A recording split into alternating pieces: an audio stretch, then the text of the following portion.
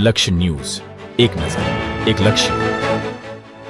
ધાંગધ્રાના વાઘગઢ ગામે world green agro કંપનીનું ભવ્ય સેમિનાર. દાડમની બાગાયત ખેતીથી ખેડૂતોને વધુ આવકનો સંદેશ. સરકારની સબસિડી અંગે માર્ગદર્શન. ધાંગધ્રા તાલુકા વાઘગઢ ગામે ઝાલાવાડ પંથકના ખેડૂતો માટે પ્રેરણાદાયી અને માર્ગદર્શક સમાચાર સામે આવ્યા છે. ધાંગધ્રા તાલુકાના વાઘગઢ ગામે world green agro company limited દ્વારા દાડમની આધુનિક ખેતી અંગે વિશાળ સેમિનાર યોજાયો, જેમાં 2000થી વધુ ખેડૂતો ઉપસ્થિત રહ્યા હતા. ધાંગધ્રાના વાઘગઢ અને રણમલપુર પ્રગતિશીલ ખેડૂત ચંદ્રકાંતભાઈ ઈશ્વરભાઈ પટેલે પોતાની જમીનમાં દાડમનું વૈજ્ઞાનિક પદ્ધતિથી વાવેતર કરી અને અંતરપાક પદ્ધતિ અપનાવી સફળતા મેળવી છે.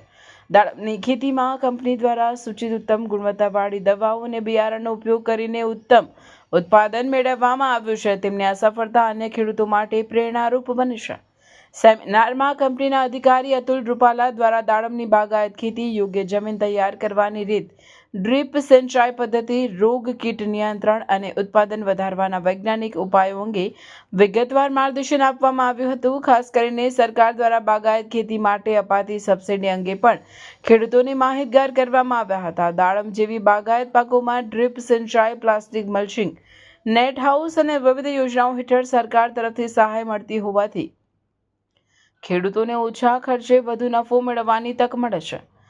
વિધિવત આયોજન અને વ્યાપક પરિસ્થિતિને કારણે આ સેમિનાર ખેડૂતો માટે જ્ઞાનવર્ધક સાબિત થયો હતો. દાડમની ખેતી આજના સમયમાં વધુ નફાકારક અને નિકાસલક્ષી પાક તરીકે ઉભરી રહી છે, જે ખેડૂતોને આર્થિક રીતે મજબૂત બનાવવામાં સહાયક બની શકે છે. ઝાલાવાડ પંથકમાં બાગાયત ખેતીનો વ્યાપ વધે અને ખેડૂતો આધુનિક ટેકનોલોજી અપનાવી સમૃદ્ધિ તરફ આગળ વધે તેવો સંદેશ આ સેમિનાર દ્વારા આપવામાં આવ્યો હતો. રિપોર્ટર દેવમ ત્રિવેદી, સુરેન્દ્રનગર. 2 થી 2,500 ખેડૂતો આવેલા છે. કચ્છમાંથી આવ્યા છે, એ સિવાય બોટાદથી આવ્યા છે, લાકડી, થરાદ અને ભાભરથી આવ્યા છે, પ્લસ પાટડી, દસાડાથી આવ્યા છે અને હળવદ અને ધાંગધ્રાના પણ આપણા બધા જ દાડમના ખેડૂતો છે. જે આજે અમે મિટિંગનું આયોજન એટલા માટે કર્યું છે કે આપણા એરિયાની અંદર જે ખેતી થઈ રહી છે અત્યારે દાડમની, તો સારી ખેતીને પ્રોત્સાહન આપવું એ એક અમારા કન્સલ્ટ તરીકે, ઓફિસર તરીકે સારી એવી બધાને માહિતી આપવી અને કઈ રીતની દાડમની ખેતી કરવી એના વિશેની totally world green crop care private limited Atul Rupala દ્વારા A to Z બધી જ માહિતી આપી છે.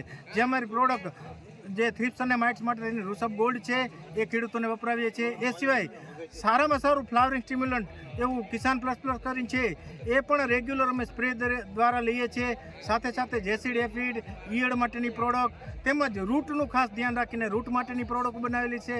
સારી સાઇઝ અને ચમક બને એના માટેની ઘણી બધી પ્રોડક્ટ બનાવેલી છે. આ totally world green crop care private લિમિટેડની જ પ્રોડક્ટ છે અને એ કંપની પણ ગુજરાતની જ છે. હું પણ હળવદ એરિયાનો જ વતની છું, બરાબર છે. અને નવા આવા વિડીયો અને આ તે આવી નવી મિટિંગો કરતા રહેશું આગળના દિવસોની અંદર. એ જ ચાહકના છે. જય હિન્દ, જય ભારત. નમસ્કાર, હું અરવિંદભાઈ પટેલ ધાંગધ્રા તાલુકામાંથી આવું છું. અત્યારે આપણે રણમલપુર ગામમાં એક દાડમની વિઝિટ કરવા આવ્યા છીએ અને દાડમનો પ્લોટ અતુલ રૂપાલા દ્વારા ટ્રીટ કરવામાં આવે છે અને એમની ખૂબ મહેનતથી અત્યારે આપ સૌને જોઈ શકો છો કે સારું એવું ઉત્પાદન મળી શકે છે. અને સરકારશ્રી તરફથી આપણને દાડમ પાકમાં કે બાગાયત ખેતી કોઈ પણ એમાં સારો એવો લાભ મળે છે. આ ટપકથી માંડી અને છોડવામાં, દાડમના રોપામાં પણ આપણે એમાં સબસિડી મળવા પાત્ર છે.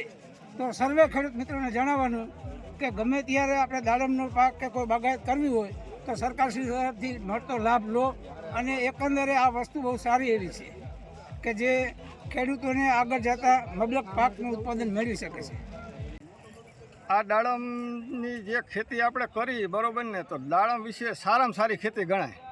કે પહેલાં વર્ષ અમારા બરાબર વળવા વાવતા હતા, કે કપાસ વાવતા, એરંડા વાવતા, જીરું વાવતા, એને કરતાં તો સારામાં સારી આ ખેતી બાગાયત ગણાય ટૂંકમાં. અને એની માટે સરકાર જે સબસિડી આપણને આપે છે, બરાબર ને, તો એકડે એકથી આપણને આપે છે. કે દાડમના રોપા જ્યારે આપણે લઈએ, બરાબર ને, ત્યારે દાડમના રોપાની સબસિડી આપે છે. પછી ટપક જ્યારે આપણે કરાવવાની હોય તો એની અંદર ટપકની સબસિડી આપણને આપે છે, બરાબર ને. અને બીજા નંબરમાં કે દાડમનું જે ઉત્પાદન છે ને, એ સારું એવું ઉત્પાદન ગણાય ટૂંકમાં. શું અને આવકમાં જે રહીને ઓલા કરતાં, જે કપાસ કરતાં, એરંડા કરતાં, જીરું કરતાં, એના કરતાં સારામાં સારી આવક આ ગણાય. દાડમ બાગાયત માટે સારામાં સારી ખેતી બાગાયત ગણાય ટૂંકમાં.